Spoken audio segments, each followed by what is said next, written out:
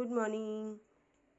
সকালবেলা ছেলের টিফিন বানাচ্ছি। দেখো, চাউমিন বয়েল করে নিয়েছি, গাজর, বিনস, ক্যাপসিকাম, পেঁয়াজ পাতা, পেঁয়াজ সব কুচিয়ে নিয়েছি। এগ ফ্রাই হয়ে গেছে।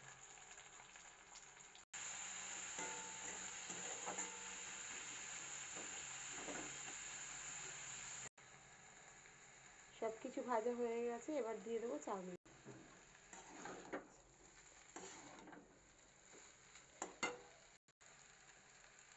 একটুখানি চিনি দেবো,